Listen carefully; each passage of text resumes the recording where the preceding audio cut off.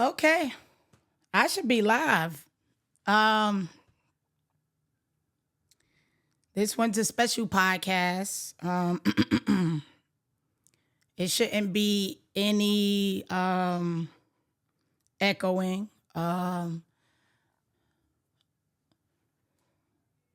It should go exactly as instructed. So, you know, I'm just making sure that it shows that I am live. And anyway, I'll get right into it. So, hi everyone. Um, you all may not know me, but to the ones that do know me, I am Michelle Williams. Um, and this is a special podcast. On my podcast called The Answer Cry, I'm a little, I'm nervous a little bit because it's diving deep into some of the things and the experiences that I faced. Um, but I definitely want to do what I was told to do, and I believe it will bless anyone. It can bless anyone. It can bless. It's definitely going to bless the people that I was called to reach. As I've been telling people, I haven't been like really on Facebook or social media other than uploading my videos. Not like I used to be when I was before COVID, basically. Um, I had hit a major rock, my version of a rock bottom. Uh, Everybody's rock bottom is different. I realized that and learned that also. But I'm about to get emotional. I'm very transparent in this particular podcast. It is a special podcast. I don't know if you guys can see, and I hope you can. I'm wearing a T-shirt called "Powerful," actually spelled Her, for her. And so I definitely wanted to wear this for my podcast. I hope you all can see my background, where I'm at.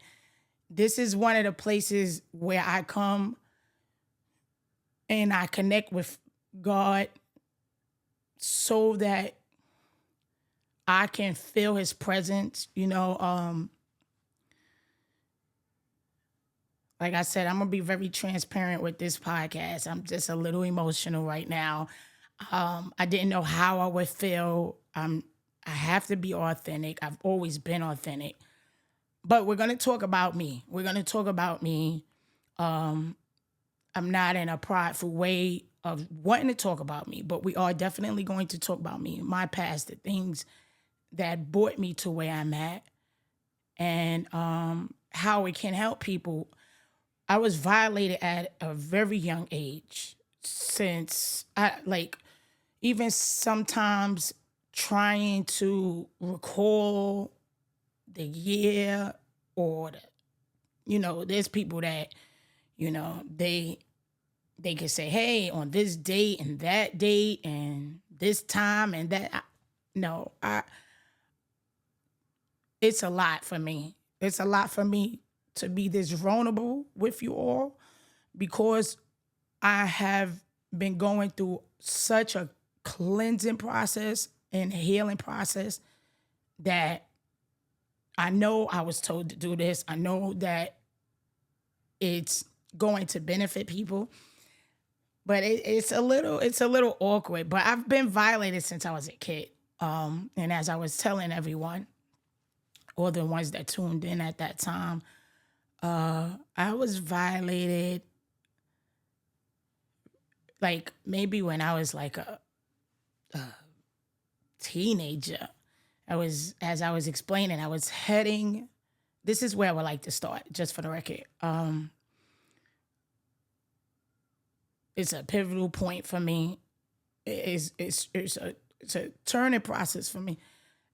I was heading to with my mother at the time to school because she would take the from Brooklyn, born and raised in Brooklyn, and it was the B38, like certain things like that I can recall. It was the bus 38 bus, the 38 bus, and at that time I was going to a gifted school because I didn't go to my Zoom school because I had I was given some sort of, I don't know if they gave it to my mother, but they found that I had a gift and a talent and I could draw. And which I never fulfilled that. I never got a chance to fulfill that. I never got a chance to fulfill that. But I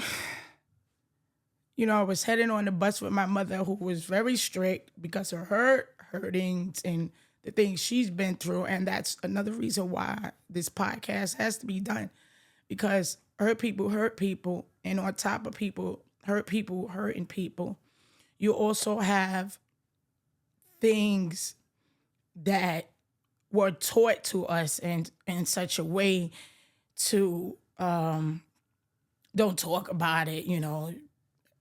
Children should be seen and not heard, and sweeping things under the rug. But like me and one of my cousins, we always joke about it when we're in our healing process. And she said, well, that rug is moving. And back to what I was saying, I'm very vulnerable because it's all of those emotions are coming back up, and it's such a relief, but I'm such a transformed person now that it has allowed me to help others, and just the way I display how I am, because I appeared rough. For those that don't know, that I was in a homosexuality lifestyle, and it was all based on these things I still haven't told y'all just yet. But I was in a homosexuality lifestyle for a very long time, and I always yearned and wanted to be loved, and I didn't understand. I thought my love was coming from outside because, as I explained, my mother was strict, and just the things that happened to me, the rejections, the violations and stuff. So I really didn't know anything else but to look for love, and I wanted to be loved, whether it was with a woman or whether it was with a man. And man, this is like, I'm like, Father, really, you got me out here doing this podcast, but I know it's gonna set people free. And so I was heading with my mother to go to school, to the gifted school, as I explained. And in the process, as I was saying, my mother always made us wear skirts. She could sew, so she wanted to, display her way of showing us how much she cared, the way she knew how, and making our clothes, especially when finances at the time for us, for my family, was very limited, and she did whatever she could to keep us and provide for us. But I never really cared for skirts, and I wasn't even a tomboy just yet. Like, people said I've always have been, but it's because you hung out with a lot of boys, and my brother, one of my brothers, but the brother on my mother's side, I would hang out with him and my uncle, and we would go to the basketball court because I always loved basketball. But there was this one day going on the B38 with my mother, because she was a probation officer, and she worked downtown. So we would take the bus together, and I was to attend this school down in Brooklyn for creativity, because I was gonna draw. They was putting me in. I believe I was supposed to be in the ACE program or satellite. Like I said, as it comes to me, I will reveal it. And this man he had put his briefcase on the bus floor, and I didn't have a seat. My mother did, but it was nevertheless. he was putting his hands up my dress, and I was like, wait, I was, in my mind I was like, is this really happening? Like, is this really happening? Or am I imagining it? And then, just from my mother's upbringing, like, was I supposed to share something like that? And so I held it in, obviously. And, it was a weird experience because I was like, hold on, is this happens in life? I've never even had no recollection of any of these things happening. And that was the first form of a violation for me. And then going to school, to that gifted school, I don't know, like maybe because I hung out with my my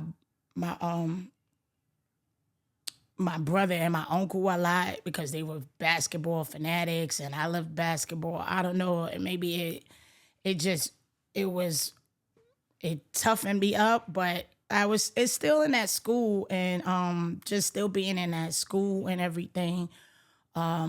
They was working out. That's why I said I don't know if I was in the ACE, I don't know if I started in the ACE program or the satellite program at this particular school, because they didn't have my school, my particular location together. Like, I always felt like there was always something with me getting in school, and that's something else I'm going to talk about as is brought back to my remembrance for when I became even an adult, because it's like every time I went to school, I was the one always, they had to rearrange things when my mother or I took care of it the correct way, and it was always some dilemma. And so, I, in the meantime, while they were trying to place me in the correct,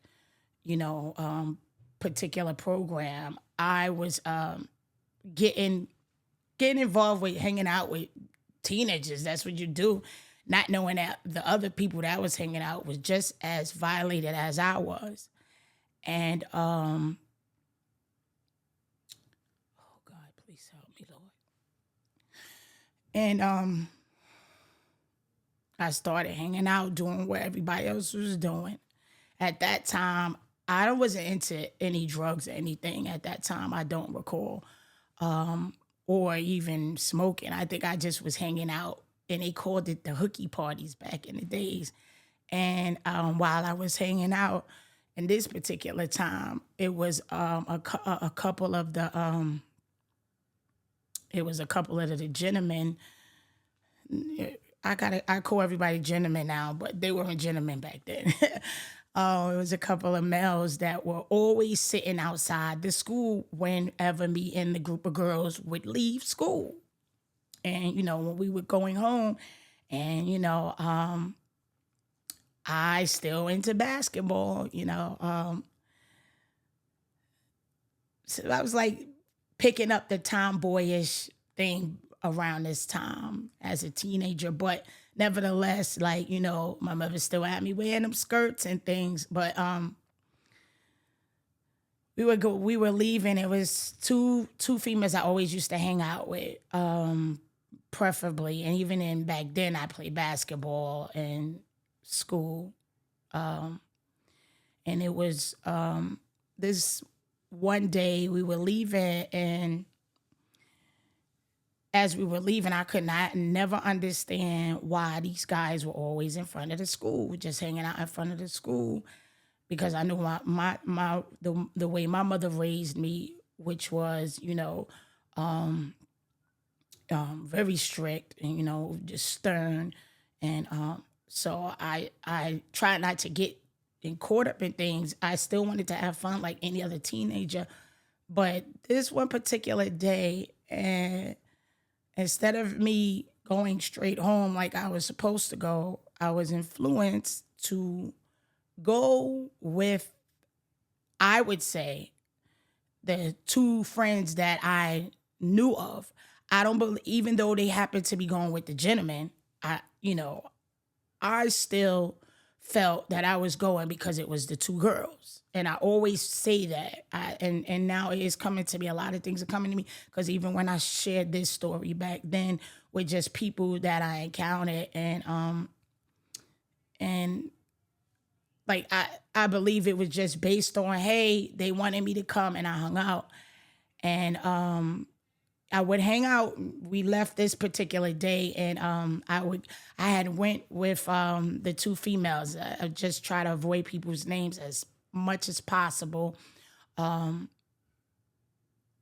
and they were like, "Yo, we got a hooky party tomorrow. Are you coming down? Are you coming?" We were gonna leave school early, and I was like, "It all depends," because my mother had us on a strict schedule. Like we had to be back in at a certain time, even when it was time to hang out and go, like go play. You had to be in when the street lights came on, and so I wasn't sure, but I knew that I had a wiggle room between my mother getting home from work and me getting out of school if we had left early. And so just we were discussing what we were going to do. And the guys started following the girls as we were walking, to get our buses to go back home, or, my bus to go back home. Some of them, everybody else dispersed. They, whichever way they went. And it was like three or four of them that they were cute. Like, well, at that time though, I never really displayed my likeness towards men. Like they were cute at the time, but I mean, I was too busy into sports and hanging out or whatever. And so I just couldn't understand why they kept following us towards our destination. And then one of the girls was like, "Oh, yo, don't worry, they good, they good, they good." Nevertheless, I still listened. I still listened. And then nothing happened that particular day, but I mentioned that as my starting ground for the next phase of my life after the first violation on a bus. And oh God, this is like I'm like a little anxious about sharing my story, but a little nervous at the same time. But they followed them, and then they asked who I was, and they told me come to the party, and I was like, okay, I'll come to the party or whatever. It was a hooky party. I'm thinking the party was gonna be a party, like the versions of parties today. I don't know, I thought it was gonna be dancing and music or whatever, and it was the next day, or maybe then I hung out a lot, but I believe it was the next day because we already had planned that we were going. And I left school early, and the girls came, got me, we all went, and then those same guys, but more guys was at this one female's house. But because of the location where it was at, the location where the person lived at, it had cameras where you could, if you turn your TV on, you could see the downstairs lobby area. That's the way it was designed. And I thought that was cool. Like, I'm 45 now, but like I said, I don't know how old I was at the time, but to a teenager, I'm like, whoa, that is cool, and the girls went and they were setting up the chips. And then and it was like, "Hey, Michelle, won't you go set up this and that?" And so I said, "Okay, not a problem." But now as I get there, all the guys is coming in. And then a girl, there, like I said, I'm avoiding names as much as possible because this is like a girl boy thing, but this is all happened to me. And the girl was like, "Hey, I got it." And I just wanted to, like some instincts, there were some natural instincts in me to just stay close to the females, stay close to the people I knew. But I wanted to display my love, or my, I call it love because I have a big heart, and I want to display my genuineness and my realness to these people. And I was like, okay, whatever you want me to do, I'm going to do it. So y'all doing that, I'm going to set this up. But I was still fascinated with the TV and being able to see the camera from the lobby. I don't know why that was the highlight, but it was the highlight for me. And so I thought that was a form of protection. That's matter of fact, that's as it's coming to me. I thought that was my form of protection. Like, hey, okay, not knowing that things like that happen to people at the time. So I'm like, okay, great. I know that it is it's I'm secure, the building's secure. That's how I looked at it. Not knowing that my actual first encounter outside of the violation was in that apartment. And I went to do what they asked me to do, but then I seen them setting up drinks, and I had never drank alcohol before. But when you want to be down, you want to be down, and especially for a person that already had a strict upbringing. And I always used to say, if I'm gonna get in trouble, let me get in trouble for something I done, because I couldn't see what did I do wrong. I could not see a lot of things the way, and as I explained myself, why my mother was so stern with us. And sometimes she would reference because of her job description, that these are the type of people she encountered all the time. But her knowing that and me actually experiencing it was like, I don't know, like, I'm just young. And not always talking. I never really talked to a lot of people. I had my times to have fun, but when I would always shut down when I had things that bothered me or whatever. And oh man, it's like reliving this whole thing. But it's just a piece that's different this time. And so, as I was saying, I was making the drinks. Well, they were making the drinks, and I went to do whatever they had asked me. I don't even remember, but all I know, I wound up in a room. I went to the room to get something. That's what happened as it's coming to me. I went to the room to go get something, and two of the guys, or three of the guys was there. The only reason why I say three, because two was there, and the way the room was set up is like I said, this particular complex, this building was set up really fancy. Like it felt like they were climbing out of one window to get into another bedroom. I don't know how it worked, but that's how the third person came. But nevertheless, anyway, so I'm like, okay, it's two guys. And I'm like, okay, so what's up? Why you're not out there with the rest of the people? Just certain instincts had kicked in. And then that's when that's when the third one came from out of nowhere. I call it from nowhere because I never even, I didn't learn the person's apartment. And they held me down and they raped me. And I don't even remember anything else after that. I was scared. Like, they turned the music up. You could hear certain things. They were turning the music up. The girls never came in. Oh, matter of fact, one of the and this is why I learned that a lot of people, for females, they are so used to being violated that becomes their new image. And I call her like the queen of the whole pack of the thing. It was already happening to her already, but because she came in and she was like, "Oh, y'all good?" And I was like, "Yo, you're not gonna say nothing. You're not gonna help me." But that was the first time I learned to shut down. I had learned to shut down, and because I had learned to shut down, and they didn't hit me or beat me up. They just had two of them help me, and then the one that came from the thing, and they turned the music up, and it went from there. And I got up like it was nothing because, like I said, I grew up with a strict mother. I grew up with a strict mother.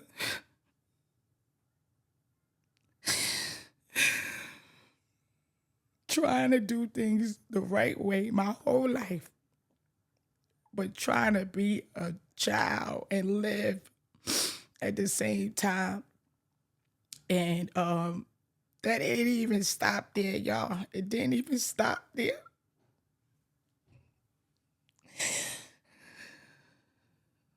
It didn't even stop there. Why I say that is because afterwards they got up, they rushed out. I was laying there for a while. Then the girl came in here, the same girl, "You good? Don't worry about it. This is what they do." Or, whatever the conversation was, like if she was already hit to it. that I didn't want to go back to school no more. I did not want to go back to school anymore. And it was a gifted school. But nevertheless, I still went. And it didn't happen one time. It happened numerous times. Because now they start, it was a gang. And as I said, I try to leave out certain details as is coming to me. But I wound up getting a lifetime order protection against these guys, just for the record, though I'm jumping forward a little bit. And the reason why it happened again, but it wasn't in the house. By then they just brought me to the building and just started violating me, like making me do things to their privates and I don't even know the terms to use without making this a raw, uncut podcast. And the reason why is because I would go to school, shut down, blah, blah, blah, blah. And then the girls was like, "You going again?" I said, "Nah, I'm not going." But they were a gang, and now they carrying guns, which they probably always did. But that was the first time I saw the gun, and I was like, "No, I don't want no parts of this." But it happened so much. It happened to me maybe about 6 months. And my only brother at the time on my mother's side, my brother was in prison. My brother was in prison. He was in prison. And my father wasn't in my life. My father was not in my life. That's another story. But I'm okay these days. It's just getting it all out. Father,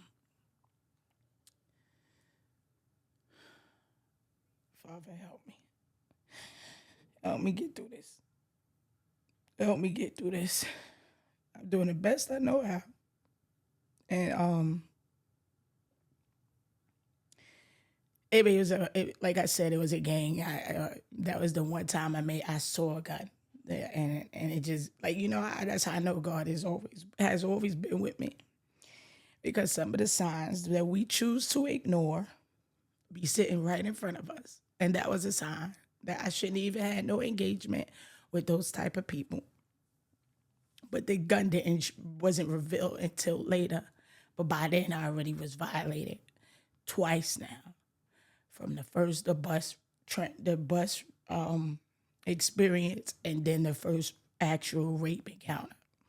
And then on top of it, like I said, my brother was in prison and my father was in my life. So I always looked up to my brother, the same brother that I would play basketball with, to be, hold me down. But because he was in prison, I have no male figures in my life.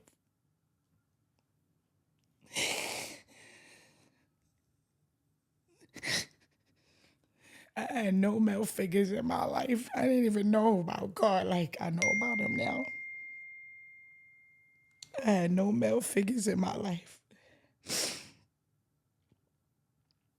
And my mother being strict and working as a probation officer, she must have seen a lot of things. She must have experienced a lot herself. But it kept happening. I was getting tired of it. That's how I know the type of people that we are, that God created us to be. When you get sick and tired of being sick and tired, there ain't nothing you can't and won't do. And I was tired. But I responded in a way that, and I was in this school, I was like very quiet. Other than hanging out with people, I was very quiet. I was very into my creativity. And they knew me everywhere I went. I'm very well known. I just something that now I learned that it was the favor of God has always been in my life. So, the anointing draws people to you, good and bad. And so the principal and them always, even the security guards at the time used to always say to me, "Hey, what's going on, Michelle?" And this particular day, from the many days that I didn't say anything, when I came in, it was displayed. My anger was displayed to the wrong people, but to everyone, basically. And I was like, I ain't trying to hear nothing today. Uh, Nobody better not say nothing to me. I'm not like, I don't know the exact words, but it was to those same wording as far as like, I'm not trying to hear nothing. And they knew something was wrong because I was always a quiet person. And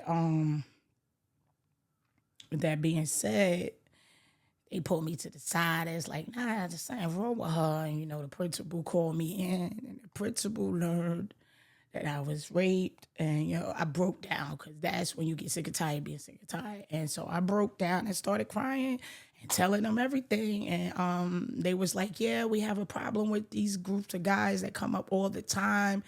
Y'all know how it go. Anybody that knows the story like me and lived it, you know how it go. Somebody sees something but never says nothing. And so they called my mother. This was around the time for the 6 months now. Yeah, you could be raped for 6 months, especially if you don't say nothing and you don't know how to say anything. And I was one of the people that a lot of people walk all over me my whole life, but not today. And they called my mother up to the school. I didn't know how my mother was going to respond, because if you used to somebody always telling you in a nasty notion or a nasty way to do something, though she loved me and provided for me, her sternness pushed me away. I did not want to tell her. I didn't want to tell anybody. And I didn't know how she was going to respond. But like I said, for the 6 months, I already knew my brother was being released around this time. And, she came. I don't know how everybody found out. I don't even know if I told my brother or my mother wound up telling my brother. And that's, I don't want to get into what happened after that. But, they took it to court. They were prosecuted. And I have a lifetime order protection out against them. I believe I still have the paperwork. So that's a blessing. But when you're in a process of healing, you have to learn to forgive. And I knew that was one of my forms of forgiving, though I didn't know that it would not stop there.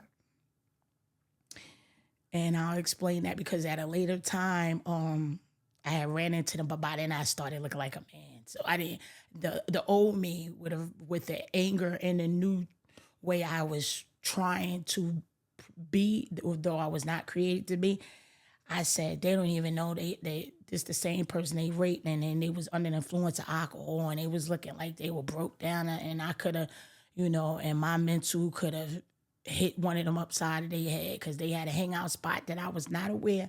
And this was, I'm jumping forward with it a little bit, is because that's by then I was hanging out with my sister. And then you think it stops there, right? So now I have to go to my zone school, and I call it the ghetto, because my mother made her business to take me from there so I could get the creativity that I really desired. I was really good at drawing. I could draw some stuff. I used to draw Mickey Mouse. That was one of my favorite things to draw. And then when I couldn't go to that school no more, because it was a special school for creative people, I had to go to my zone school. And I turned up everywhere I responded. I was not the same person. There was groups of gang girls and stuff there. And in that school, when you live in a neighborhood projects for they call us minorities, but I'm not called a minority anymore. I'm called chosen. But that was the label that they had for my community. And I stayed in the dean's office when I moved over there and when I went back to my zone school. But like I said, it didn't stop there. The reason why it didn't stop there, and this might be revealing some stuff that people may need to check in with their families, and probably my family might have some type of way if they don't know this. Not knowing that I would come home and try to heal while my mother was getting me set up into that zone school again, my zone school.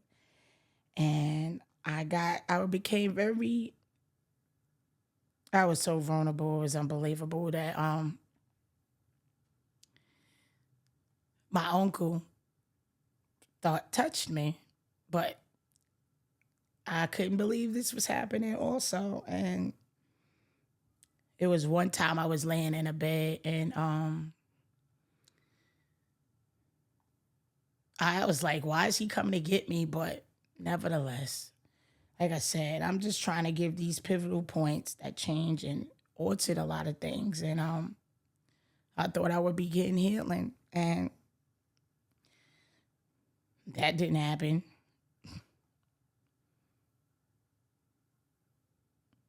And then, just to make a long story short on that topic, that was molestation. The blessing in that part was when it did come out, because there's some family members that learned how it came out. It was learned that in his process of what is it called when you in a Army, Marines, Navies, whatever y'all want to call it, that he was touched. So basically, that's why I said I was having a lot of love for people, a lot of forgiveness I was working on. But if it keeps happening, things keep happening, it built up such a huge wall that is, if by the time I became a dog, I was a full blown monster. Everybody would call me rebel without no cause. But yeah, I get a chance to laugh on this podcast a little bit. But I want to get back to the part where I went to my zone school. And I was with my sister who always was beating everybody up. She had a clique she was with. And like I said, I can remember their names, but I'm not putting it out there like that.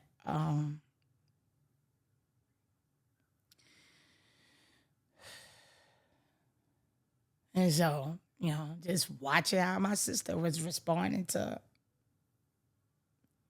her life, so I'm just figuring out, I'm just trying to figure out life. And I see, and they would call us the Eminem twins, because my name is Michelle and Marsha. That's my sister. That's the particular sister that I do my second podcast, the Wisdom Cries Out podcast with. But she went to our zone school. I was in the creative school when she went to the zone school. So when I went back and I had to go there, yeah, I was already changed. Like I said, when you get sick and tired of being sick and tired, there's nothing you can't and won't do, good or bad. And so, just like I said that day when I was going through the metal detector at the time of that school and told them nobody better not touch me, I had already begun to harden my heart as it's called in the Word of God. And my heart was becoming a heart of stone. It takes a while. It took a while for me, but I eventually got there, where it came so solid that I was like rock hard and I didn't care about nobody else's feelings but mine. And so, there was this one time with my sister, because the girls would mess with me in school. Like by then now I'm like acting like a boy. Plus learning that, my father didn't have no dealings with us, and I could be off or a little off based on just what I was told is because we weren't boys. So like that was crazy. Like you didn't want no parts of us because we weren't boys. And now that's all you have is boys. And that's not a problem. I have nothing against them. I love my brothers. But that messed me up in my head too. Like, hold on, you rejected my mother, well, her two kids, me and Marsha. And now that's all you have is boys. That theory of what was told to me and was in my ear, it became true. And in my mind, even if that is not the truth, and that could be the truth, but it became true in my mind. And so I was rock hard by then. I still had, I didn't look like a boy, but I still was doing that. My mother still made me wear dresses. And I would throw my dress in and throw my dresses, and I would pack a pair of pants in my book bag by then.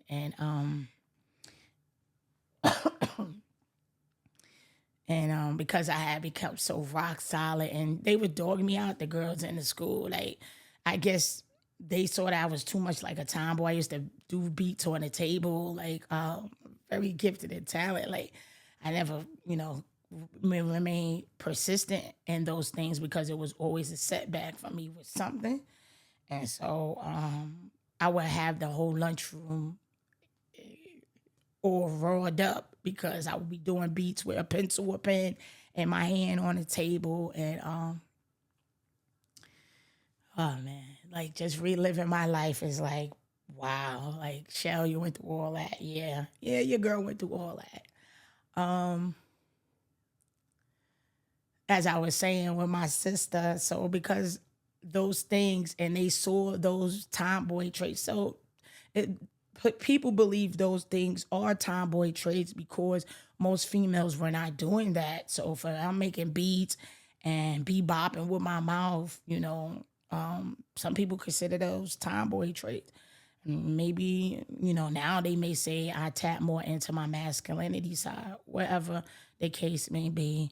I still love basketball. That went with me as well. And like I said, that one time on my sit, there was a one day we had a turn up day, and I stayed in the dean's office. I had got tired of them dogging me out, and I beat one of them up. And of course, me and my sister, they called us the the Eminem twins.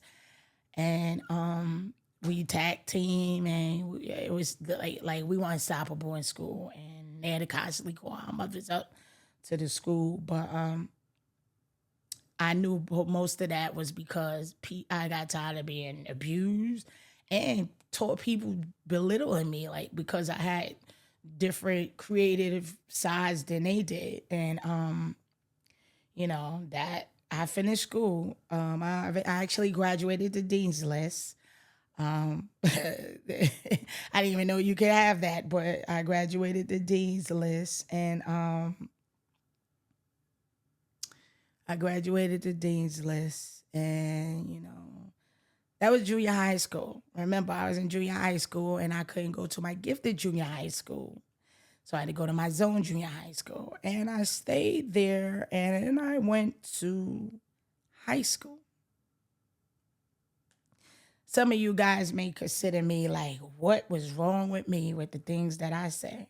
Because you're going to learn some things about me. But it was because of fear. Fear crippled me. And I'm going to tell you what happened in high school.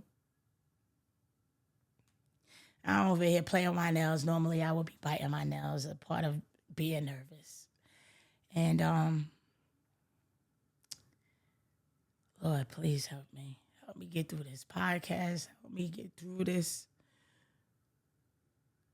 experience, these experiences. So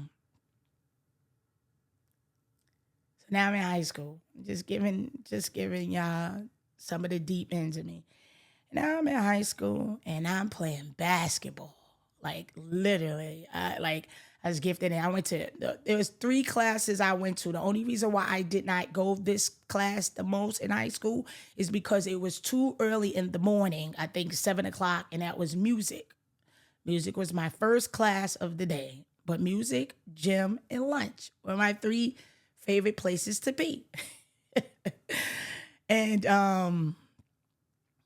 And then I'm in high school now, and I have interest in, not blaming old men. I'm fine interest in a young fella or whatever. But I always played basketball, and I was supposed to continue with high school so that I could go into professional basketball, but that didn't happen.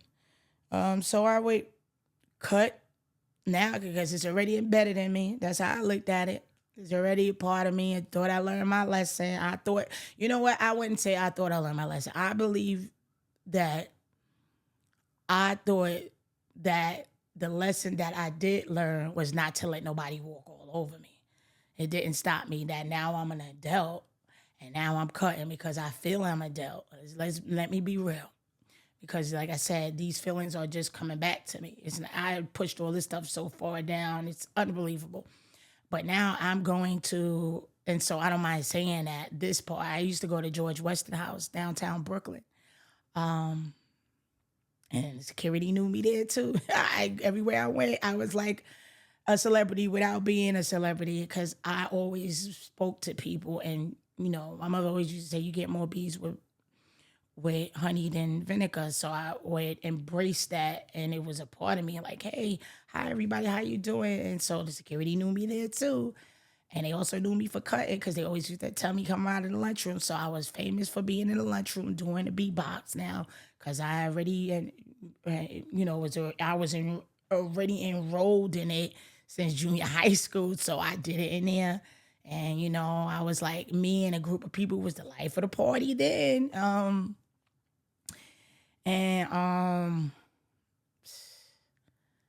man, and then I would go to gym.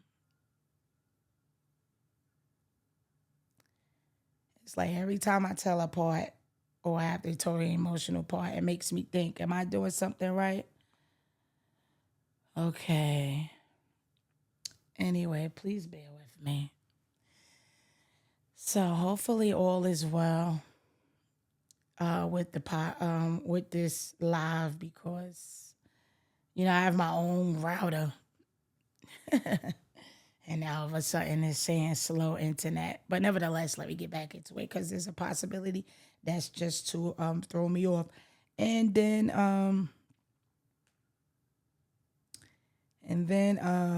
yeah, I cut school a lot for gym. But the reason why I was doing that is because I wanted to play basketball, and across the street from George Westinghouse was Tillery Park, and so I loved playing basketball by then. By then, I wanted to be a professional basketball player, but I did not know the requirement was to complete college, which I've never done. And so, and I always did math. That was the other class that I did.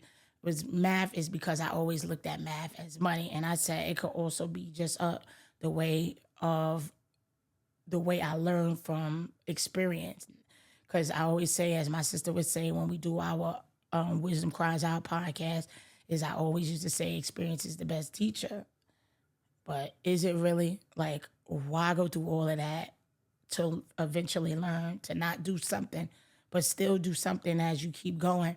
And so, like I said, music I love, but because of the set, it was too early in the morning. Math, because I looked at math as money.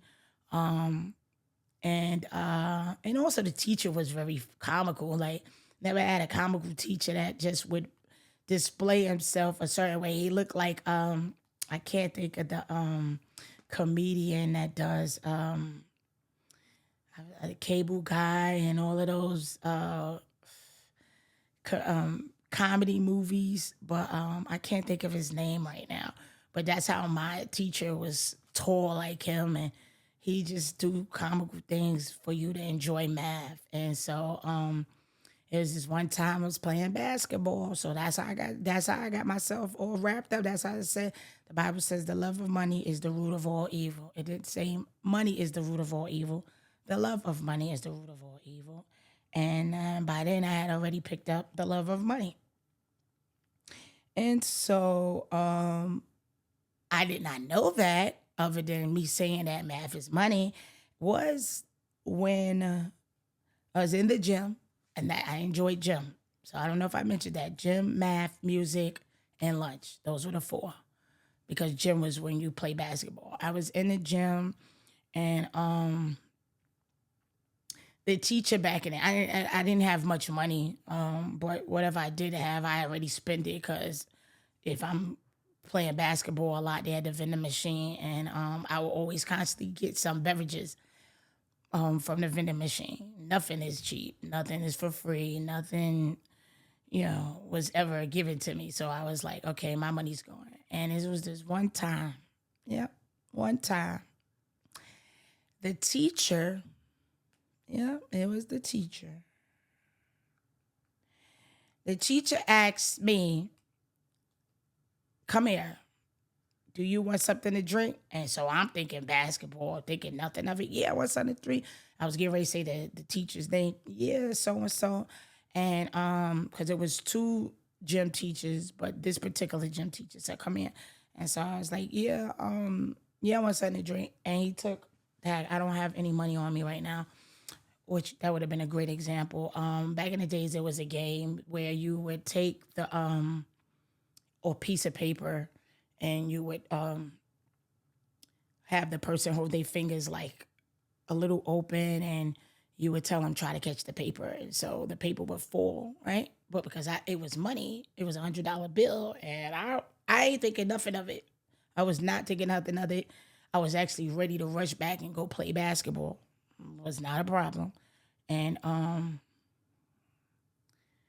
he held he folded the $100 bill up so it could go through my hand, and in which now that makes kind of sense because most of the time when you did the paper would just go straight down and nobody would catch it. But he folded it, and I caught the tip of it, and I was like, so I was supposed to get this 100 because now I'm acting like a tomboy, and I'm like building walls, and that was my roughness. And I was like, so you gonna give me this now? He's like, yeah, sure, I got more of that, but I need you to come and come after school and come back to the gym. And so me just thinking money, because I'm not putting this just on other people, I'm putting this on me. And the things that happened to me, as well as the things that I've done to people. And so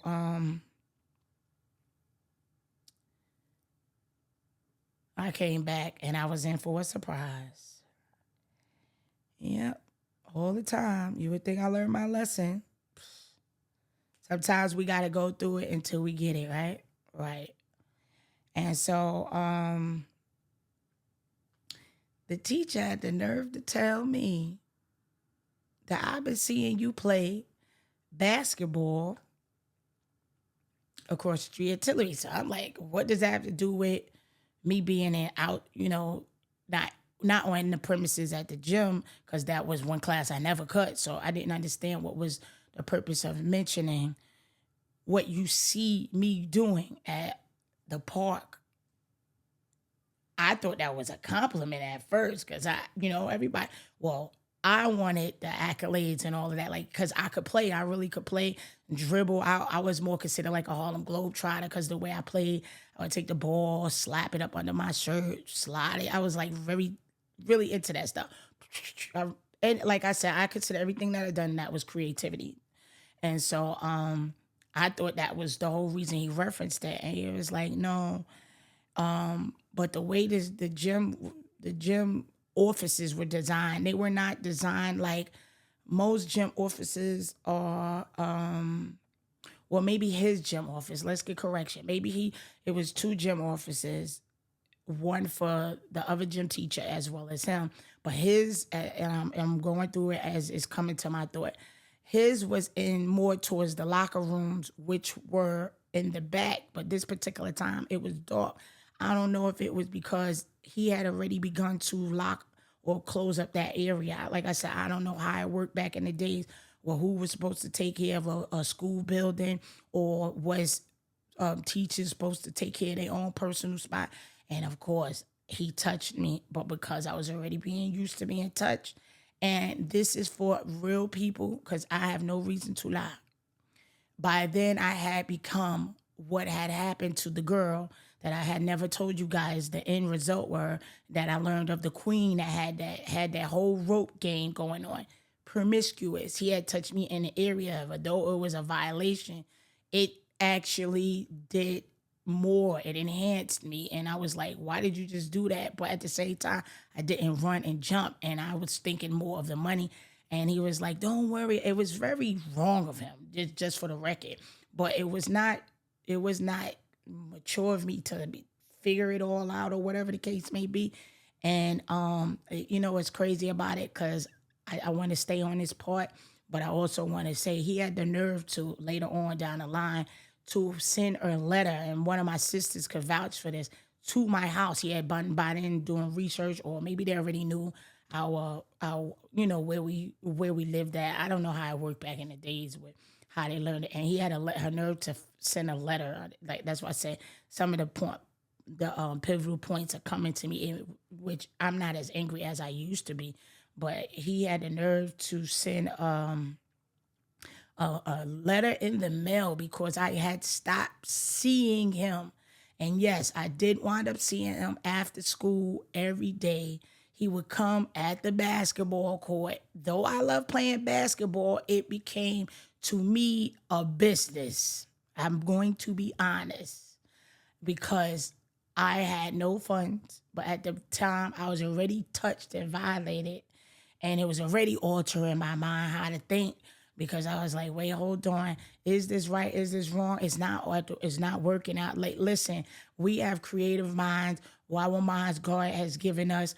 Mine was warped at this point. Like, I didn't know if I was wrong because I already was violated, so I don't consider, like, it's a lot of stuff on people's mind like that. As Special Victims Unit, when I used to watch it, though I don't watch it too much now because I have a lot going on, but I used to watch it based on my feelings on things that I went through. I didn't know a lot of stuff is considered inappropriate, like it's still not right. And it just became, that was like, everything with me was like a journey, because it takes a long time before I break away.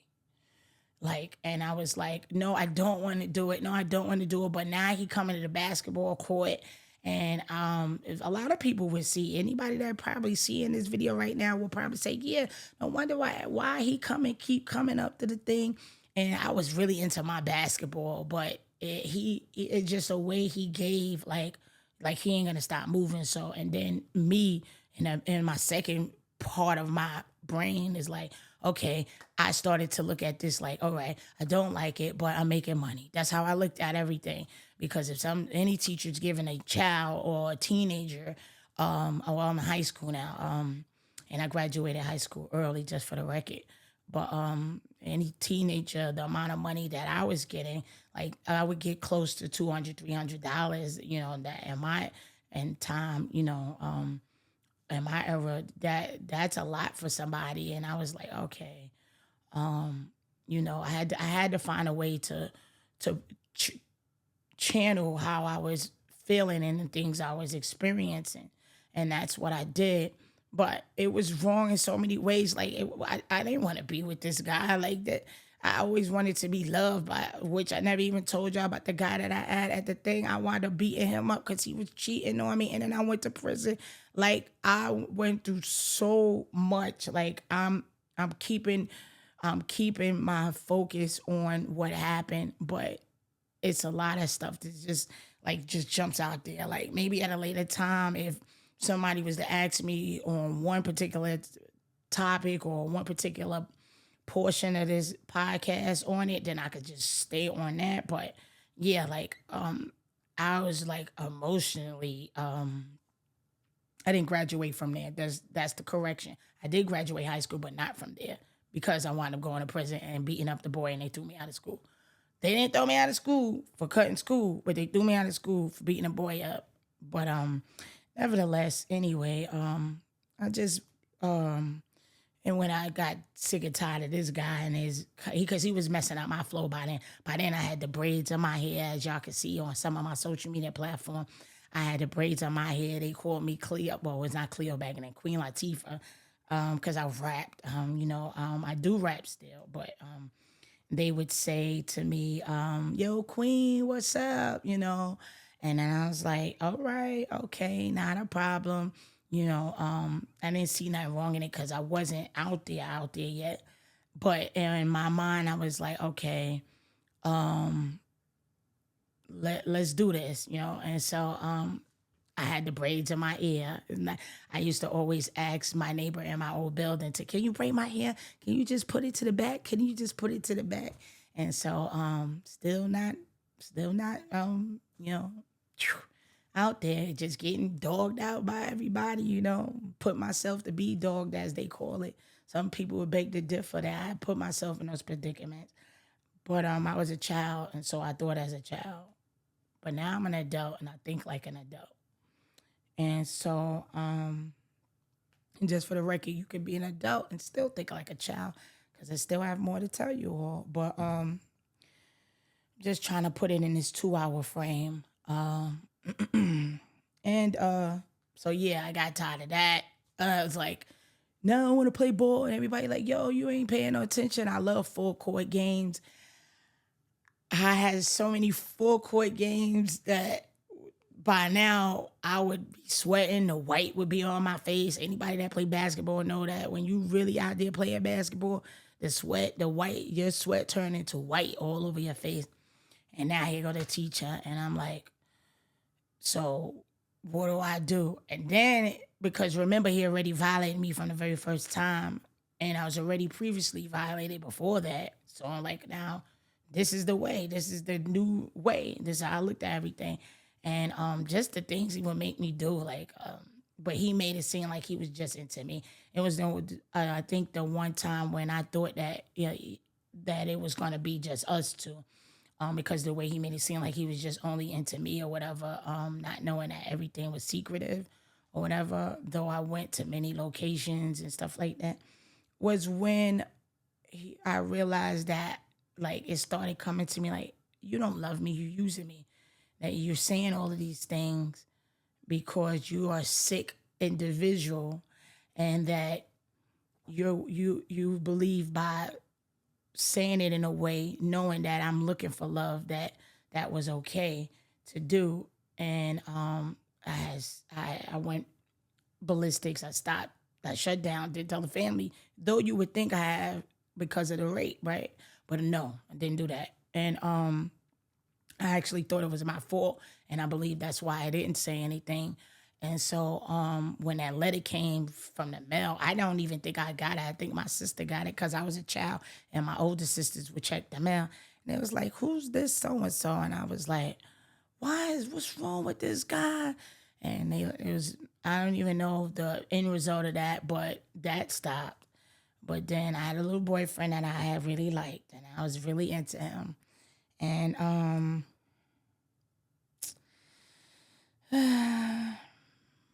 I was really into this guy in high school. And I didn't even pick nobody that was the highlight. I think he picked me because I was the highlight. Because I thought the boys that I was going to get, well, at the time when I was into liking boys, that it would be a highlight boy, like probably the one that sticks out the most in school or whatever they're doing.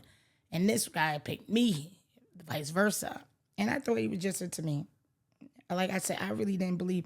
A lot of stuff shocks me when I learn things that certain things happen in real life. Like, people really do that stuff. Because I was a love child, just thinking that can't happen, that won't happen. Foolery. But I was really into this young kid. And I don't know how it happened.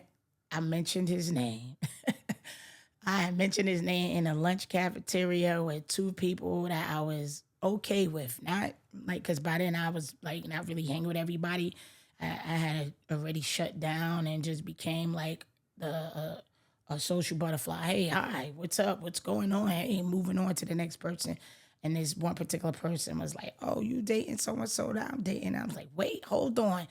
And this mindset, it went from 0 to 100. And we put I don't know how her mind went, but she and I agreed that we were going to whoop his behind when we got out of school, and I think she did a little bit. I think the person that because we both wound up getting locked up, but I did most of the damage, and I believe that anger. It was the anger that had already built.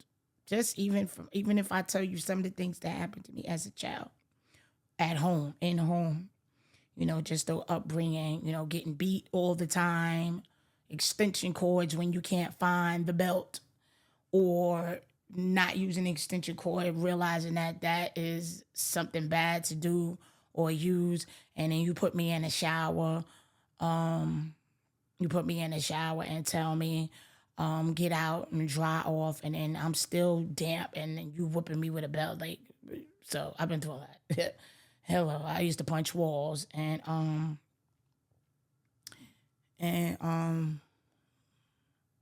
to remember what I was saying. I lost my thought. Still trying to keep track of the time. And yeah, that's what I was saying. And so we beat him up, but I did a lot of the damage, and he was pissing blood.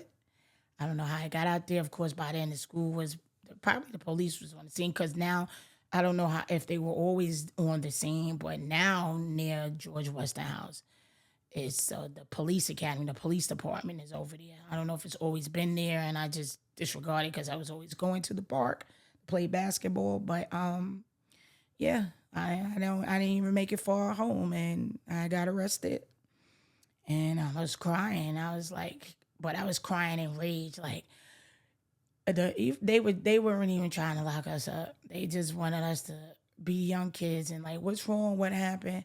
And I was like, I don't know who he think he is. Why would he do that? Why you don't cheat on, you don't try to take two people and hurt both feelings? That was my focus, hurting other people's feelings.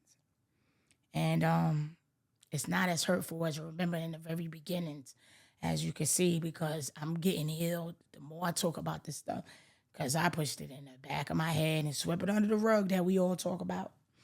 And yeah, I wound up getting locked up, and I was at the precinct, and they let me out. I think like I spent the night in there. My dad had to come get me again, but those chastisements from home were ridiculous. So I never completed high school at George Weston House.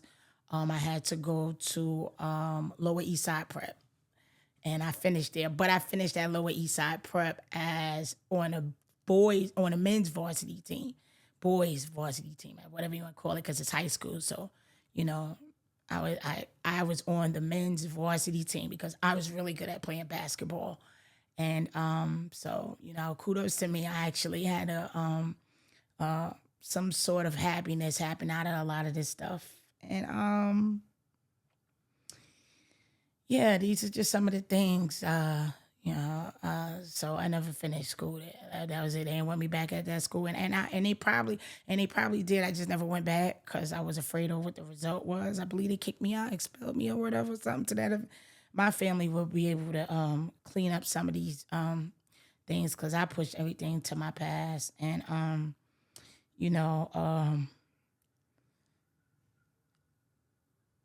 I never saw that girl no more after that. She was just hurt. And she said, wow, we really did that. And I said I would try to do right, but I didn't like how I was treated, let alone the other things that I've been through. And so, yeah, I finished high school, but I had to go to, which I actually found that to be a good one. A good one. I went to Manhattan Lower East Side Prep. And then that's when I learned culture. It was not just African Americans, people that I'm normally used to seeing, maybe a couple of Hispanic and Latinos. It was multicultural. So I got a chance, and maybe because of where it was located, down almost near Chinatown. So I got a chance to see a lot of different cultures and getting my healing on. I considered it healing because I was like, okay, I'm gonna graduate, but I had to graduate from there. But I got my high school diploma, and that was just some of it. But another portion I want to talk about is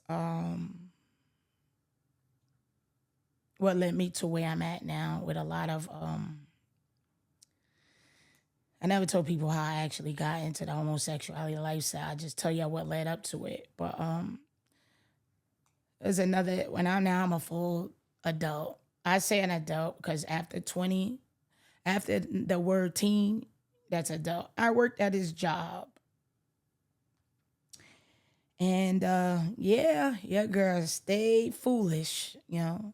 I actually had someone, a church friend, tell me, "Yo, Shell, yo, you from the streets? You wait, hold on, like you from this neighborhood? You, what's wrong with you? Like you, like I forgot the word she used to say, but like how I let all this happen and I lived in it because I did not want to become like my neighborhood."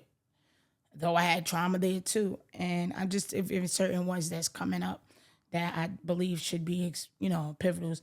And yeah, this affected my job, so it affected my way of living, my me in school, and then this one is a job, right? Yeah, yep. It wasn't really bad this time out, but it just what was said, and then I became a rebel again. And so now I'm in a lifestyle. Yeah, now I'm out there and I'm out there. We stopped wearing a ear to the back, and one of my friends at the time, I was a daredevil. It's nothing I wouldn't try. And it was like, yo, cut your ear, yo, Shell, cut your ear. And I was like, they always say, you stay in a barbershop, you get a haircut. I know that's a saying, and I hope people don't think it just pertains to the barbershop. But in this case, it pertained to the barbershop because I actually always used to get my shape ups with my hair to the back. And this one time I went with my friend and she was like, or two of them, and they were at the time, the friends at the time, and they were I guess they knew me. Like I'm the type of person I'll try anything. Like, yo, Shell, I dare you to cut your hair. And I was like, at this one time, because I was like, not a problem. I cut off all my hair. I did the Caesar. I think maybe because I was already fully out there, already, hanging out in the lifestyle and stuff. Because I had just did the regular braids to the back.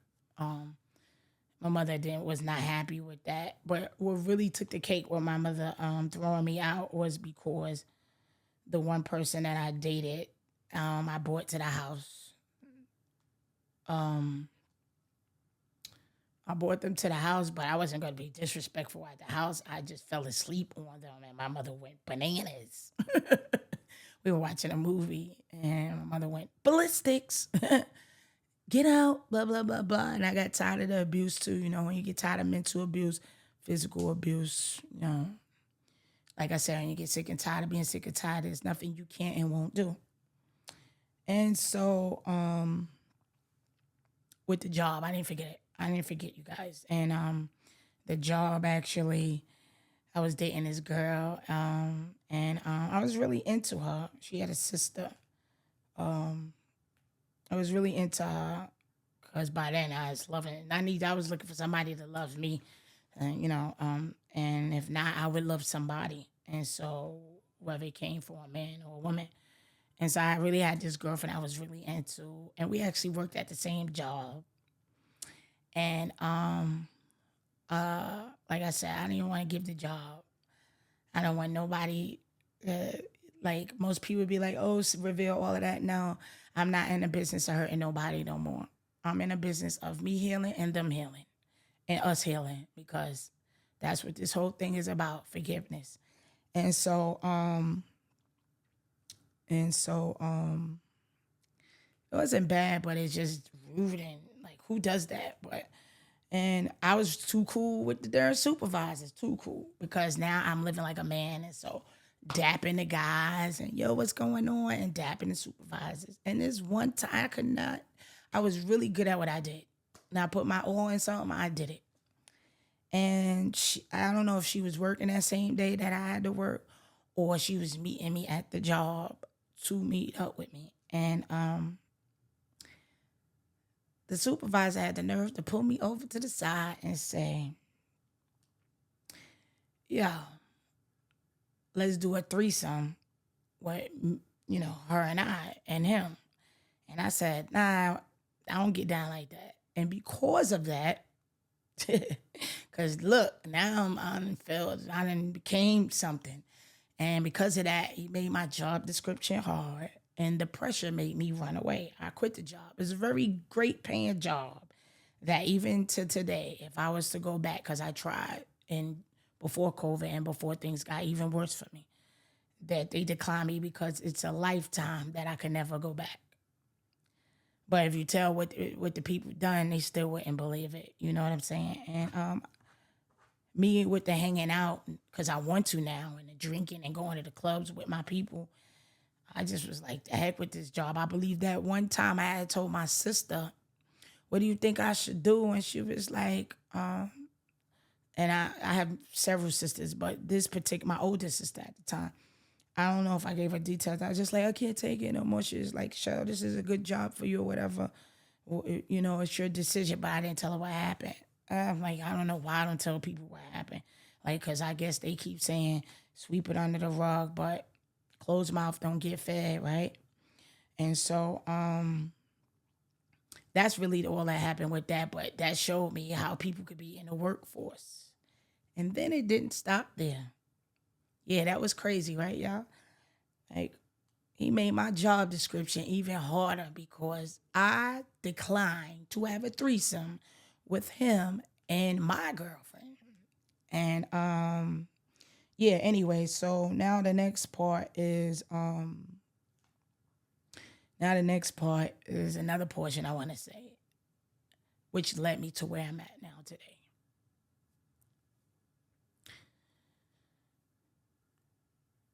I didn't know all that took a toll on my mind, but psychologists would know that. And I believe a lot of corporations that are big have psychologists for whatever they need them for. I even believe in some other places, which I'm not gonna care to share, that psychologists is there so they know what you're going to do and what not to do. You know, I didn't say how I wound up in prison or locked up because by then after high school I was running the street and then I have nowhere to live. I had a big section of that which I didn't mention, but I want to say this other work part first is that you know, just getting to the end of what's leading to where I'm at now, and the blessing in all of this is that I worked at this job. A lot of people know what it is. What? A lot of people already know this. A lot of close people know this already. But I didn't do things the way people wanted me to do it. Remember, by then people were calling me a rebel without a cause. And some people back then were calling me doomsday because I did not know. I did not smile. Now I enjoy smiling. It's a blessing to smile. The more I smile, I know that I'm being healed because a lot of people don't smile that much no more because of the hurt we allow to consume us. And then you don't forgive and you hold unforgiveness. But I'm gonna talk about this and I'm just not mention names or whatever as well. I worked at this company and fully out there in the lifestyle, you know, homosexuality lifestyle, is living my life. I thought that was past me. Had a new relationship. Some people already know who the person was and is, and that I was dating and was was soon to marry them or whatever the case may be. And really great job. To me, it was. I don't look at everything as the pay at that time. You know, I was looking at it as where it was at, and my particular company that worked for this company was terrible. But it didn't just stop there. I learned a lot about period or how corporations can be or whatever. But nevertheless, this is not about bashing no company. It's just about explaining what I went through. And it was this pivotal point I went on vacation I'm start straight right there. I went on vacation. I was on a cruise, and we had the package for calls, and I should have never took the darn call. How about that? If I never took the call, but I took the call because at the time I was working with three people. Let me make sure I'm saying that right. Yeah, three people I was working with, and I was on vacation. But I was the senior in the, even though I didn't get the position, or I declined the position. That's the first time I ever declined a supervisor position. It's crazy. Oh, you know what? I think the reason why is because there's two things. It doesn't make sense to be a supervisor and not get the supervisor pay. And number two, the other main real reason was because I enjoy doing hands-on work. Because a lot of times when you step into those supervisors and managers role, you are delegating, but you can become, what you don't use, you lose. So you could become rusty in, that process. And because I love my craft that I had obtained from being incarcerated and given a chance, because I didn't share that, because we could do another one on that, and given a chance to get my life back in order. I wound up getting I lost my train of thought real quick. I wound up getting off of that to actually focus on that the fact that I still had the skills. So I declined that job, but I was still the senior in this position. And this one particular day I was on a cruise, chose to answer my phone, and I learned that the supervisor had got fired, but we were all cool. It was the coolest I've ever been with any group of people that I was with. And oh wow, dag. Um wow. And I was drinking back then. I had the alcohol package and everything. And so on the cruise, I answered the phone, and the first call, actually the voicemails, I checked the voicemails, and it was from the supervisor that I'm cool with. And he was like,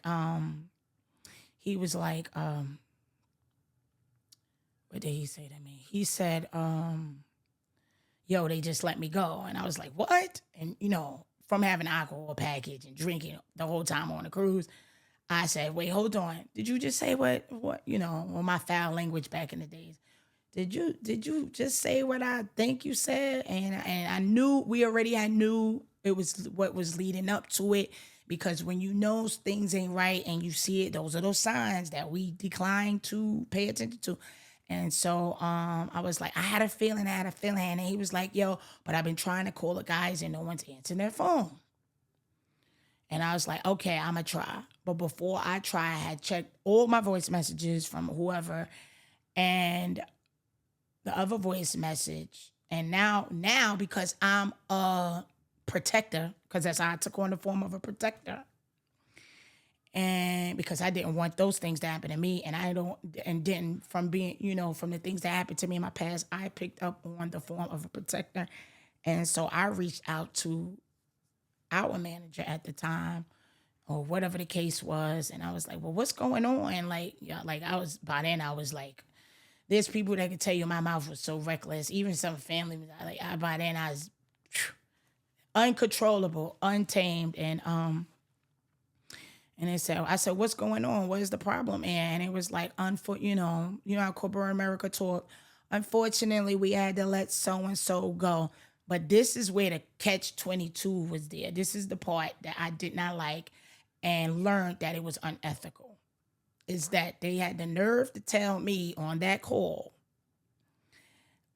though it came off subtle, right? And came all sweet.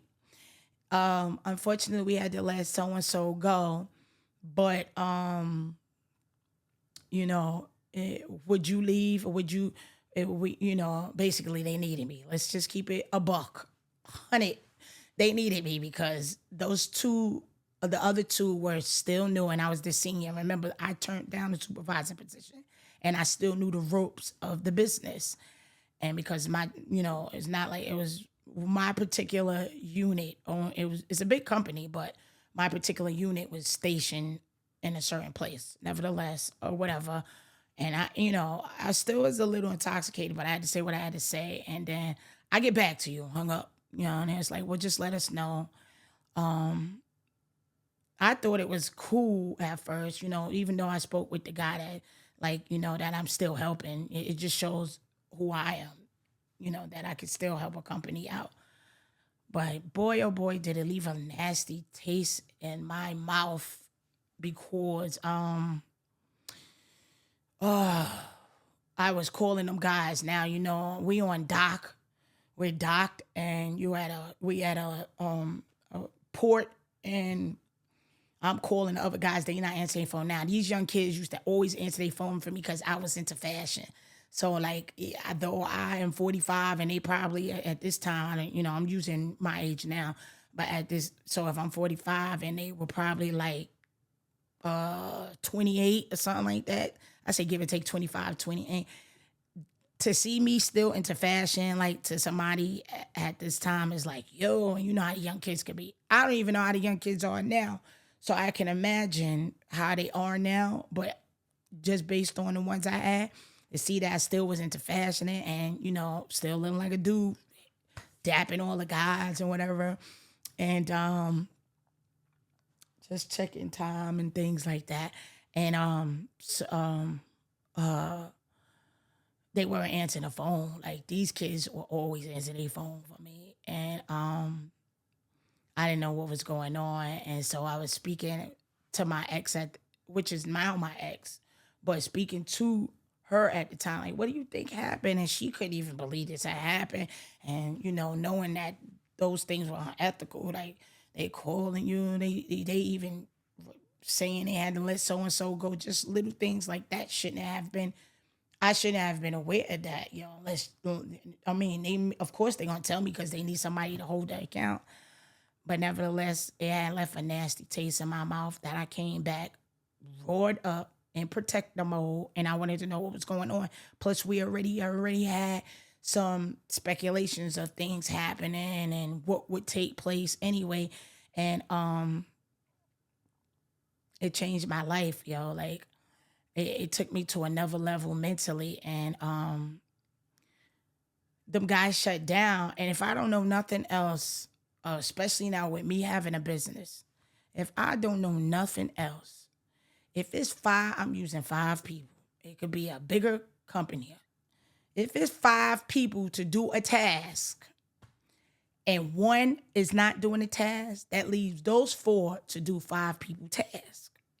We ain't even talking about the dollar value.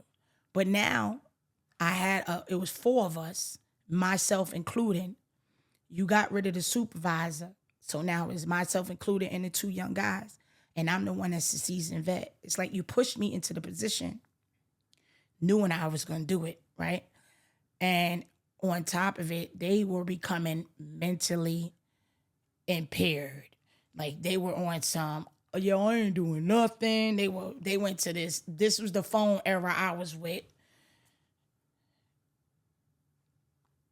What you say? Like they stayed in their phone, and that was never done from the beginning. And I learned that it was one thing that they said at this time, and I kept an audio recording of everything.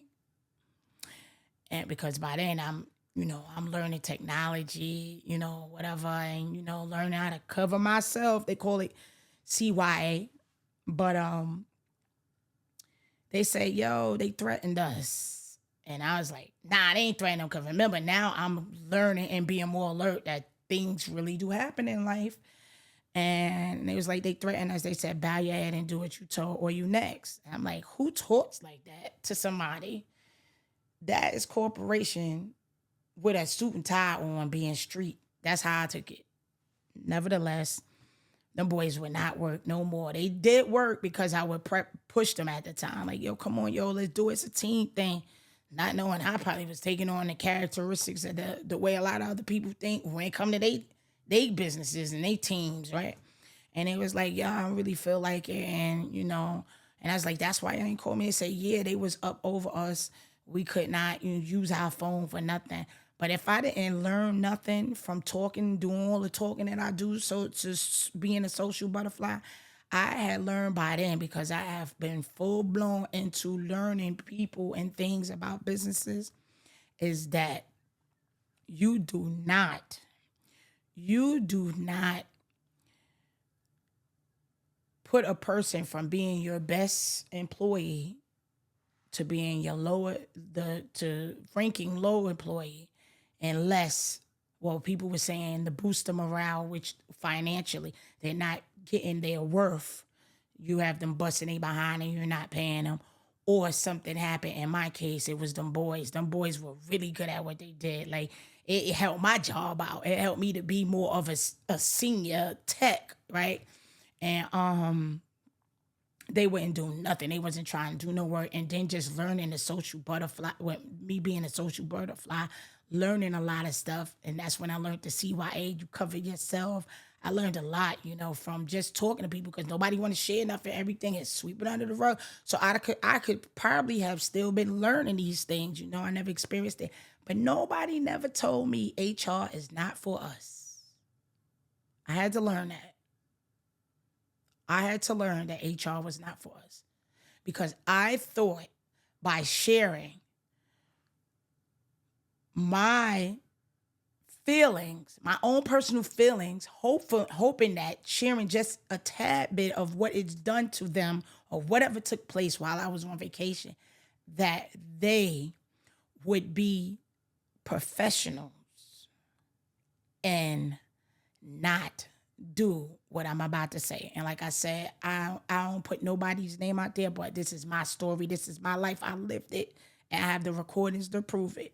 If I don't have any recordings, because by then I had deleted, I started deleting a lot of stuff from my past. My niece would tell you.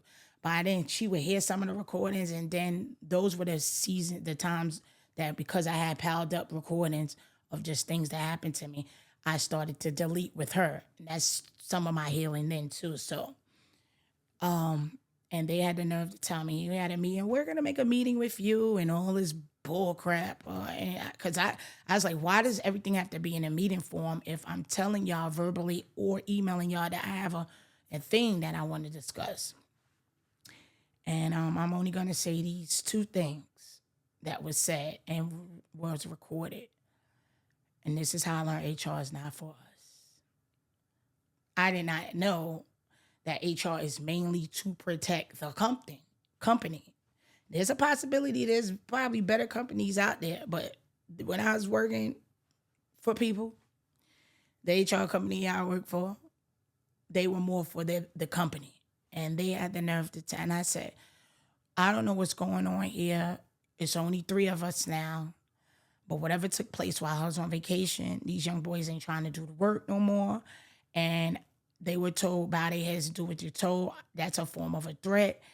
I don't like it. It's affecting a job description. And if I'm a senior tech on top of being a protector, a mama protector bear, I'm going to speak. And I did. I'm saying that part to y'all, but that's why I'm saying, that's why I came off to them saying that. And they had the nerve to tell me, why are you worried about them? They wouldn't worry about you. Some people would say the same thing, but that's not what is so. The last I read my Bible is, I am my brother's keeper. And if you don't want it done to you, you don't do it to others. And I knew that it was a spiraling for them because they weren't doing nothing. They weren't doing nothing. They were coming in late, leaving early. It started with them. I didn't think it would happen to me. And they stayed in their phones. And if I didn't give a inspirational speech, they probably wouldn't have done no darn work. You know who would have been doing the work? Me. And so, because I opened my darn mouth, everything after that became just like it did when I worked at not my last job, but one of my first teenage jobs, when I told the supervisor that we were not going to do a threesome, and my workload became something else. And some other things happened there too. Um, uh, One of them, the managers, when he came in town, because when I say one of them, it was a bulk of them that would come in town. Um, One of the managers witnessed the the gentleman. Like I said, I try to speak in my newness these days, but one of the the guys that we had to work for witnessed him. And when I went to go shake his hand, because when you meet in big wigs, you know how they tell you when you meet in the managers and supervisors, though you may just be a pawn on the chessboard, you greet them correctly, right? And just my upbringing, with the way I was raised outside of the abuse and trauma and stuff, but you greet somebody accordingly. I went to go give him a handshake. He went and gestured for a hug. And though it wasn't much of that, but it was uncomfortable because I'm like, it wasn't as uncomfortable as all my previous experiences, but it was uncomfortable because I'm like, hold on, I gestured for your hand and you gestured for her, and then the manager see it. But this manager said he did it, he saw it and he reprimanded him. It didn't stop there. I don't want to get into that too much. It didn't stop there. Just like I said, it did not stop there. He notioned and talked to him on the side, but your girl's workload became hard, and they actually eventually let me go because they mentally started getting to me. By then, that was the first sign of me surrendering my life over to God. That's why I said it leads me to bring to where I'm at. And with that being said, they were messing around with my passwords, my phone passwords, and it's their property or whatever, and they have every right to. My computer password, I knew they messed with it because I will always keep my password up under my computer desk or whatever. And even if I didn't, a person that runs a computer, the intranet of a business, they know even if you do strokes, keystrokes, they know what your password is because because it's their business to know that. And I would say, hey, something wrong with my phone or my computer, and every time I called in to the text, and they would say, oh, we're gonna reset it, and then normally you get a reset password that they give you, and then because I didn't know mine off the top of my head, they would give me the password, and then when I referenced, I was like, hold on, that's my same password. How you gonna give me my same password? And then it was times I had to call in so much to the point like then it was like, did you forget your password? Like I was never a forgetful person. But all of that started altering my mind, and pressure bust pipes. Pressure could bust pipes so you could become a butterfly and then fly, or pressure could bust pipes where you could become what I became in the beginning, was a failure. I gave up. I gave up. The rejection was too much. The things that happened to me was just entirely too much. I've done a lot of good deeds, and all I saw was reaping of if I sowed the bad seed and I didn't. And so yeah, with that part of the job, like it had got to the point where I started coming to the job dressed the way I wanted to be dressed. And I was telling them what is a social media guy that I came across that was recommended by social media, and he talks about corporate baddies or whatever. And but I was saying this, he probably was saying, him and I were probably saying this at the same time, but he was saying it to make money, and I was saying it to the bosses. And I said to one of them, I wrote an email to and told them, do not talk to me any kind of way because you don't do that at home. Yes, I did say that because by then I'm not being professional. I'm being how I am hurt. A hurt person was hurting. And the that was writing, and then sometimes in person, I would be one of the people when they came in town, they'd be like, you gonna have lunch? No, I'm entitled to an hour of lunch, and it does not entail talking about work. You have all these other hours we could talk about work. I am not sitting talking about work for another hour on my lunch break. So it was things like that that just was like back to me, It is what it is. Boom, boom, boom, blah, blah, blah. And nevertheless, that was the phase of that. They found a way to let me go, but that was a blessing in disguise, y'all. I needed a mental break. Some of us, we ask for things and it ain't gonna come. Most of the time, it don't come in the form you want it, but I needed a mental break. And I haven't worked since 2020. That was the last time I worked. Well, for, my series of jobs and stuff. But I work for the Lord and I work doing my business now. And what was I saying? Yeah, I that's the last time I worked. So that was a blessing in disguise. I started dressing the way I want. So now they had things on me. Coming in when I want, leaving when I want. And around this time I learned that racism was out there. Like I said, I did not know it exists because my mother did the best she could to protect us from that. Though, I did not know people really be out there still doing what was already happening, and I thought ceased and then until when COVID came and I lost my job, and then the George Floyd is when I learned I learned about the racism. So there's a lot of stuff that I was oblivious to. But that was the first sign. And then the second sign was the relationship that I was in, the homosexual relationship. I was getting tired of it anyway. I was looking for love. When you're looking for love, tend to look for love in all the wrong places. And as I explained to y'all, I was looking for love originally, whichever way it came, man, woman, boy, or girl, whatever. And love of money, or I just wanted to be loved because I felt rejected my whole life, and things happened made me feel like I was rejected my whole life. And our relationship got super rocky, even though I was enjoying the trips that we had. We had multiple trips, but I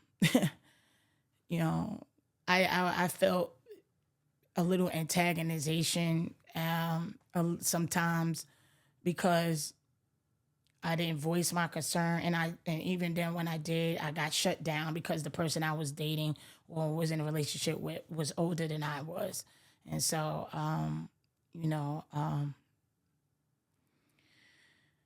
I said some things over exploding, things I knew, which I shouldn't have revealed, but I said some things that brought my relationship to a head. It was, I was already tired of certain things anyway. The neglect, my version of neglect was I wasn't getting enough time. I had someone tell me I'm very needy. Well, maybe I'm needy because I lacked, but you know, I was just hoping that the neglect would have stopped, and then I would never win an argument because they were older than me, and I didn't know how to voice my concern. I really didn't. I didn't even know. Remember, I'm just learning how to talk and articulate my words. Thank you, Lord, that you are. All of this is you, Father. All of this is yours. Always has been you. It always has been you. You get all the honor, glory, and praise, Lord. I thank you for making me who I am today, to be able to articulate my words, to be able to be a better woman, a virtuous woman, a powerful woman, a strong woman. But I didn't know how to even articulate. And I guess sometimes, people could see those things and, play on it, or it could have just been me. But it was coming to a head, and, once again, pressure bust pipes. And I was getting tired of being neglected and forgotten and not spend time with. And, because I enjoy spending time with my family. I just want to say this for the record. And I'm going to say this because I said it to this person multiple times. I enjoy spending time with my family, but every vacation with a loved one should not always be with your family. That's my opinion. If you're in a relationship and you're so caught in a loving relationship, my personal opinion, where is the intimacy for you guys? If you always on a trip with somebody else, people say in the bedroom, not if you ain't getting that in the bedroom, but that's another story. Anyway, so that came to a head, and The reason why that came to it because pressure bust pipes and I was angry and all the things that I didn't like, all the things that I thought was problematic. I went and did some what she would call evil things. And I was an evil person at the time. The Bible speaks on us being born in shape and iniquity. I was just a sinner that sinned. But not accepting, though I was raised in church, but really not accepting the call on my life and losing the job because of my mind, so because to me the job then I was tired of working for somebody anyway. And even when I had gotten set up with another job that didn't last but maybe a month because I didn't know how bad I was. I didn't know how bad that job mentally damaged me. So it didn't last working. And so I figured I still had I had a pad, a cushion because this person was taking care of me. But then that cushion got taken away from me when I said some disrespectful things to as they consider and some hurtful things to try to sabotage their family, which was wrong of me. And I truly and totally apologized. And, you know, um, what was I saying? It's almost time, people, but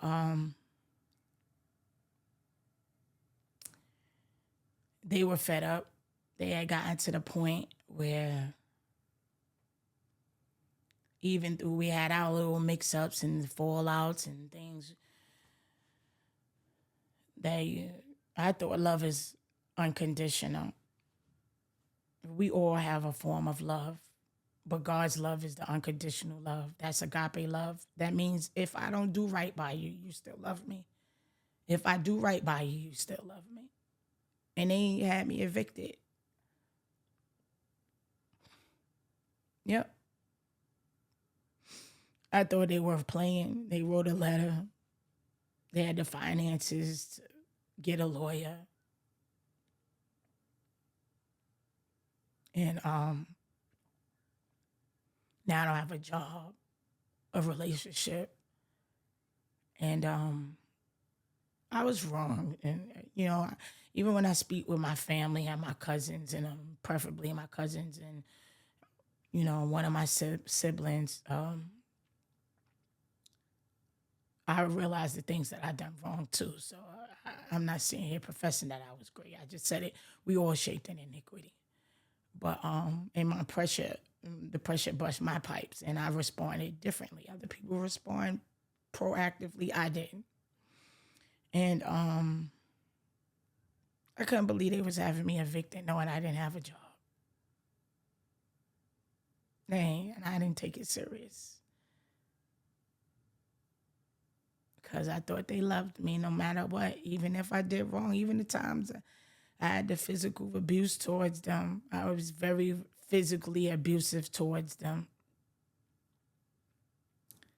But they was also physically abusive towards me too, and mentally we were dogging each other out. But that was the last drawing point. But I thought love, that was my version of love. That's all I experienced. The way people said they loved me, and that was all I knew. And so I thought we would still be together, and they had me evicted. We went to court. They served me papers. I thought I was asking people, can she do this? Can, I have a legal lease that says I'm still on the lease. And that I went to court. I didn't have my words by then. I was like, Lord, whatever you want. Whatever you want. By then I was tired of being in a homosexuality lifestyle anyway, because I really just wanted to be loved. Because I know God created Adam and Eve. I know. But when you're looking for love, it'll come in any form or fashion. And I was evicted. I didn't want to go because I didn't tell y'all this part, but I didn't want to go back to jail because I had wound up getting locked up. Not for a long period of time. Because I wound up being in a program. But being in a program to me was like being in a shelter, just a little cleaner because they made you clean up in a program. And so I cleaned the way I was always taught to clean.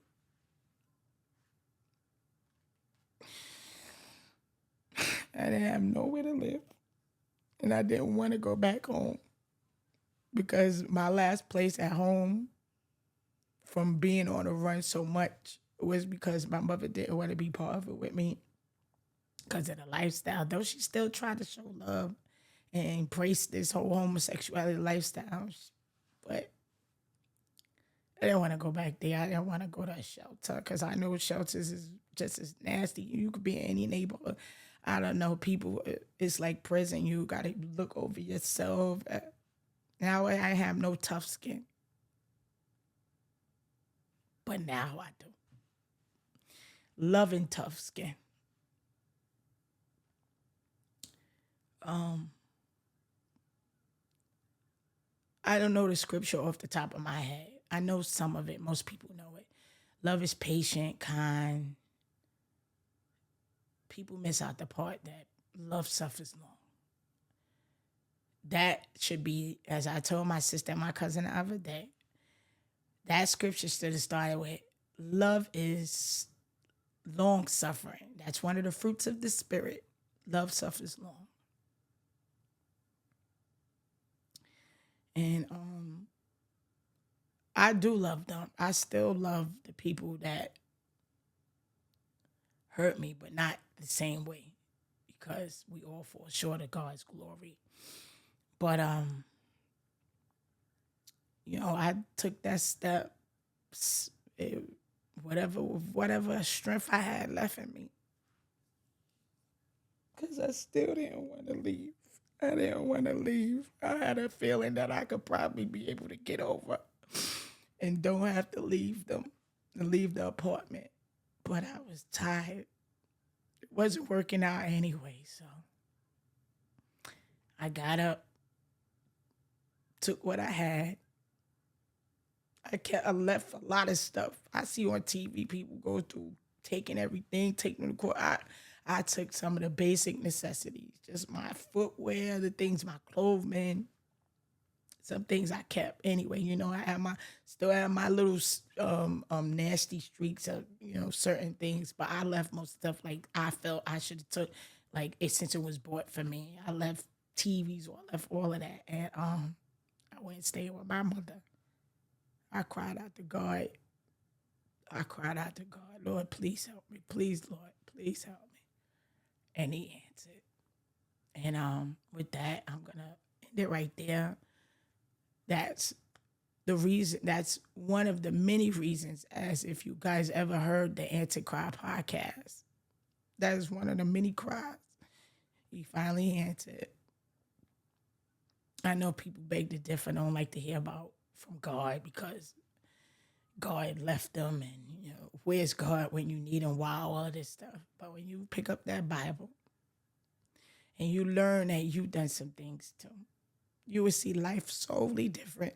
You will see life totally different. Like I said to my cousins when we was driving one day to go away for the weekend, I was learning how to love me. And and I said to this particular cousin, I said, I did some hurtful things too, though. I'm just referencing this particular time, but also, as you can see, if you want to go back and watch this replay, but you'll see that I reference the things I've done wrong too, and yeah, we gotta look at what we do. On top of the fact, yes, we may not have done some of the things that people done to us, but because the first violation was never addressed, we became monsters. We become monsters, and some of us are still monsters. You may smile outwardly and inwardly be broken. And so that's another reason why me and my sister, Apostle Marsha Williams Granton, does the Wisdom Cries Out podcast, and I always keep referencing her book that she just released called The Curse is Broken, because everything earthly happens spiritually also. There's a spiritual tie to everything. God is a spirit. And if you believe there's a God, you should also believe there's a devil. I like to call a spade a spade. I call him Satan. That's his name. That's his name.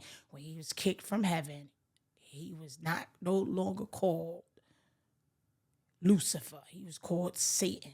And so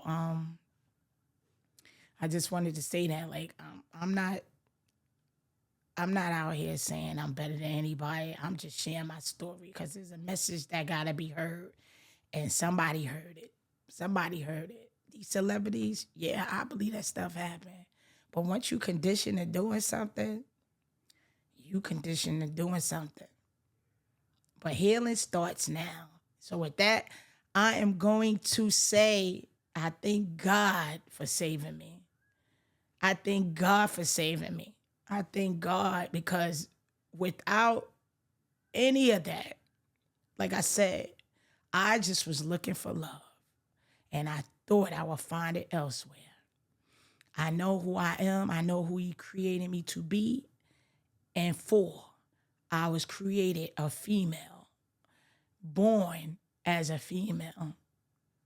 And though I still have many other stories and many other testimonies and encounters and things and experiences, these were the highlights that my Father has put in my spirit, my remembrance, because there's a saying that I say that I didn't make up, that I hear often and know this to be true, that when you, as a Christian, a born again Christian, the one that has received Jesus Christ as your personal Savior, you now have the Holy Spirit that dwells in you, and the Holy Spirit will bring things to your remembrance. And these are some of the things that was brought to my remembrance. These could have been things that were brought to my remembrance just to share with the world, or these could have been some of the things that were brought to my remembrance because I was still hurting.